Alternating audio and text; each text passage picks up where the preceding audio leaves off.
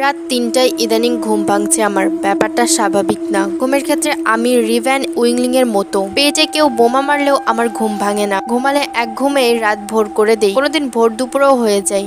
আম্মু পিটিয়েও আমার ঘুম ভাঙাতে পারে না। সেই আমি রাত ৩টায় ঘুম ভেঙে উঠে বসে থাকছি। ব্যাপারটা অদ্ভুত না? আর অদ্ভুত ব্যাপার কি জানেন, আমার পুরো ফ্যামিলি কিন্তু আমার মতো। ঘুমালে কারো হুঁশ থাকে না। আমার সামনের রুমটা আব্বু আম্মুর, এরপর ড্রয়িং রুম পেরিয়ে কোনার রুমটা শফিকের। ঘুমালে কেউ ওঠে না ঘুম থেকে, বাথরুম করতেও না।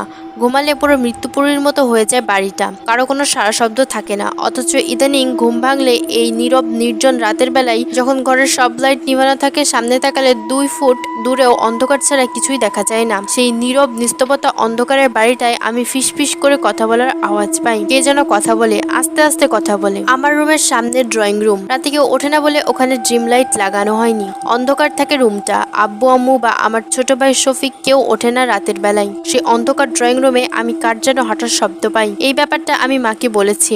মা হেসে উড়িয়ে দিয়েছে। আমাকে বলেছে বোকা মেয়ে। 15 বছর হলো আমরা এই বাসায় এসেছি।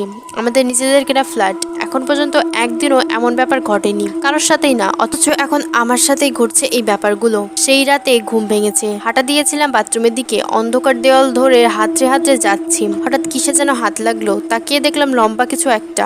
এমনি অন্ধকার, এর উপর খারাপ চোখে আবছা দৃষ্টিতে কিছু দেখা যায় না। ভাবলাম শোকেসটাই হাত পড়েছে। বাথরুম সেরে রুমে এসে ঘুমিয়ে পড়লাম। সকালে যখন ঘুম ভাঙলো, হাই তুলতে তুলতে বাইরে ড্রয়িং রুমে এসে দাঁড়িয়েছি। তখন খেয়াল হলো আমি যেটাকে শোকেস ভেবে হাত দিয়েছিলাম সেটা শোকেস না। শোকেস ওটা থেকে উল্টো দিকে দেয়ালে। আমার হাত পড়েছিল যেখানটায় সেটা পুরো শূন্য একটা জায়গা। ওখানে আমার কিছুতেই হাত পড়ার কথা না। কে যেন দাঁড়িয়েছিল সেখানে, 8 ফুট লম্বা কেউ। আমি মাকে বলেছিলাম কথাটা। মা আবার হেসে উড়িয়ে দিল। 15 বছর আছে এই বাসায়, কখনোই ভৌতিক কিছু হয়নি আমাদের সাথে, এখন হবে কেন?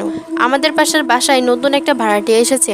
3 সপ্তাহ হলো। হাজবেন্ড ওয়াইফ আর মেয়ে থাকেন। মেয়েটা আমার বয়সী। ফ্ল্যাটে আমার বয়সী কোনো মেয়ে নেই। ওর সাথে ভাব জমানো যাবে। মেয়েটা চুপচাপ বলে তেমন ভাব জমেনি ওর সাথে। মা কালকে বললেন ওই মেয়েটা নাকি অসুস্থ, ডাক্তার দেখাতে হাসপাতালে নিয়ে গিয়েছিল ওর আব্বু আম্মু। তখন আমার আম্মু দেখেছে। কি অসুখ ওর আব্বু আম্মু বলেননি, তবে অসুখটা গুরুতর দেখে এমনই মনে হয়েছে। আজকে রাতে মা শুয়েছে আমার সাথে। আমি যে রাতে ভয় পাচ্ছি সেই জন্য সাহস দেওয়ার জন্য আমার সাথে থাকা। আম্মু রাতে ঘুমিয়ে কাদা। মাঝরাতে মানে 3টায় ঘুম ভেঙেছে আমার।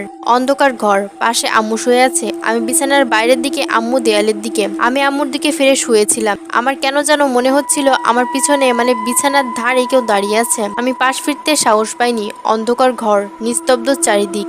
আম্মুর নিঃশ্বাসের শব্দ বাদে আর কোনো শব্দ নেই। আমি পাশ ফিরেছিলাম। অন্ধকার, খুব অন্ধকার, আলকাত্রার মতো। সে অন্ধকারে আমার বিছানার পাশে একটা মানুষ দাঁড়িয়ে আছে।